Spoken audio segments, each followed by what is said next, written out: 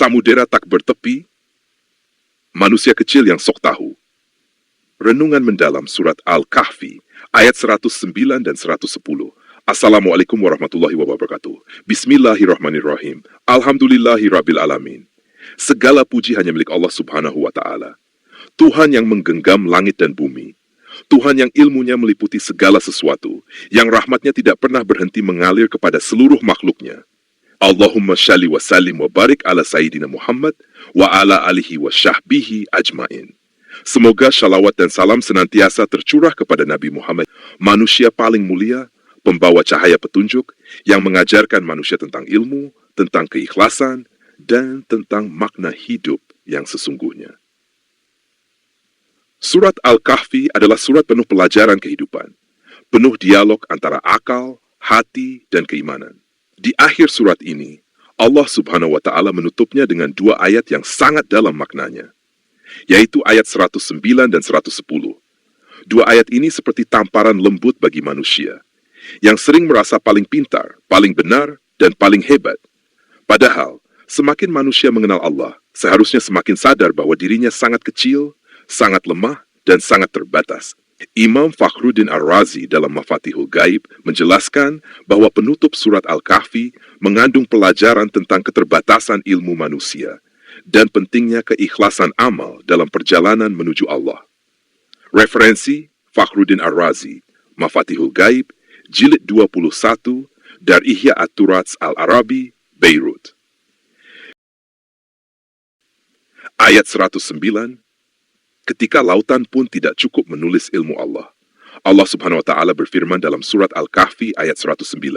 Artinya, katakanlah, sekiranya lautan menjadi tinta untuk menuliskan kalimat-kalimat Tuhanku, sungguh habislah lautan itu sebelum habis kalimat-kalimat Tuhanku. Meskipun kami datangkan tambahan sebanyak itu pula. Ayat ini bukan sekadar menggambarkan luasnya ilmu Allah, tetapi juga menghancurkan kesombongan manusia. Manusia sering merasa sudah mengetahui banyak hal, hanya karena memiliki gelar, jabatan, teknologi, atau popularitas. Padahal Allah mengingatkan bahwa seluruh lautan di bumi pun tidak cukup untuk menulis ilmunya. Imam Ibnu Katsir menjelaskan bahwa yang dimaksud kalimat-kalimat Allah adalah ilmu Allah, hikmahnya, keputusannya, dan rahasia ciptaannya yang tidak terbatas. Referensi Ismail bin Umar Ibnu Katsir, Tafsir Al-Quran Al-Azim, Jilid 5, Dar Taibah, Riyadh, tahun 1999. Imam Al-Qurtubi juga menjelaskan bahwa ayat ini menunjukkan sifat Allah yang maha mengetahui tanpa batas, sedangkan ilmu manusia hanyalah sedikit. Referensi Abu Abdullah Al-Qurtubi, Al-Jamili Ahkal Quran, Jilid 11, Muassasa Ar-Risalah, Beirut.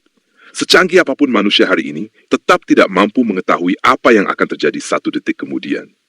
Manusia bisa membuat kecerdasan buatan, tetapi tidak mampu menciptakan satu nyawa. Manusia bisa menjelajah langit, tetapi tidak mampu menghentikan kematian. Disinilah letak pelajaran filosofisnya, bahwa ilmu tanpa ketundukan kepada Allah hanya akan melahirkan kesombongan baru. Profesor Quraish Shihab menjelaskan bahwa ayat ini mengajarkan kerendahan hati intelektual, yaitu kesadaran bahwa manusia harus terus belajar karena pengetahuan Allah tidak pernah habis. Referensi Muhammad Quraish Shihab, Tafsir Al-Misbah, volume 8, Lentera Hati, Jakarta, tahun 2002. Ayat 110. Manusia biasa yang membawa cahaya wahyu Allah berfirman, artinya, katakanlah, sesungguhnya aku hanyalah manusia seperti kalian, yang diberikan wahyu kepadaku, bahwa Tuhan kalian adalah Tuhan yang Maha Esa. Ayat ini sangat indah. Nabi Muhammad SAW, manusia terbaik sepanjang sejarah, tetap diperintahkan Allah untuk mengatakan bahwa beliau hanyalah manusia biasa. Ini adalah pendidikan tentang kerendahan hati. Syekh Wahbah Az-Zuhaili menjelaskan bahwa kemuliaan Nabi bukan karena kekayaan, kekuasaan, atau garis keturunan, tetapi karena wahyu dan ketakwaannya kepada Allah. Referensi Wahbah Az-Zuhaili, Tafsir Al-Munir, Jilid 16, Dar Al-Fikr, Damaskus, tahun 1991.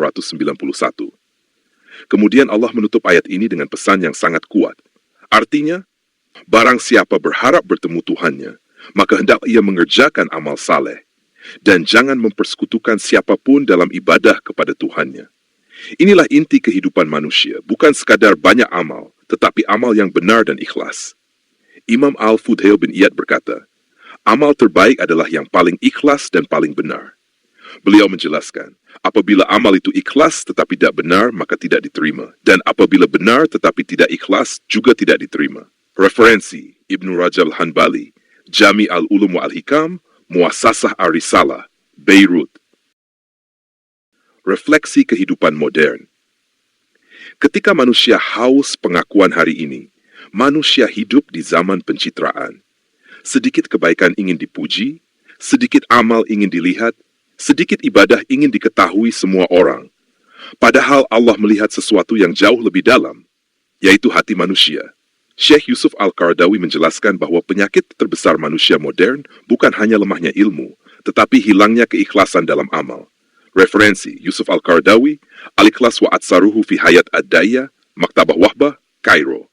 Betapa banyak manusia terlihat hebat di hadapan manusia, tetapi kosong di hadapan Allah. Dan betapa banyak manusia sederhana yang tidak dikenal dunia, tetapi sangat mulia di sisi langit.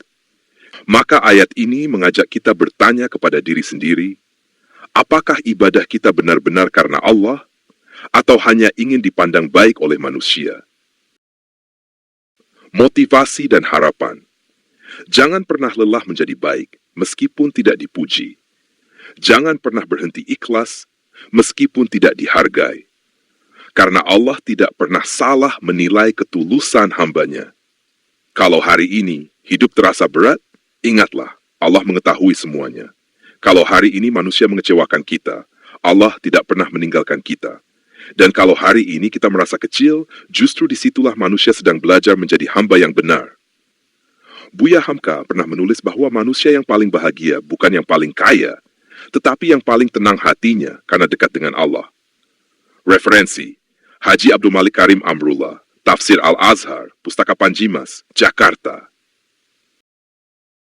Closing statements. Lautan bisa kering, gunung bisa hancur, manusia bisa mati. Tetapi ilmu Allah tidak pernah habis, rahmat Allah tidak pernah habis, dan kasih sayang Allah tidak pernah habis. Maka jangan sombong ketika berilmu, jangan ria ketika beramal, dan jangan putus asa ketika hidup terasa berat. Karena sebesar apapun dosa manusia, pintu ampunan Allah selalu lebih besar. Ya Allah, jadikan kami hamba yang ikhlas, hamba yang rendah hati, dan hamba yang selalu mencintai Al-Quran. Ya Allah, terangilah hati kami dengan ilmu yang bermanfaat, dan wafatkan kami dalam keadaan husnul khatimah. Amin ya Rabbal Alamin. Wassalamualaikum warahmatullahi wabarakatuh.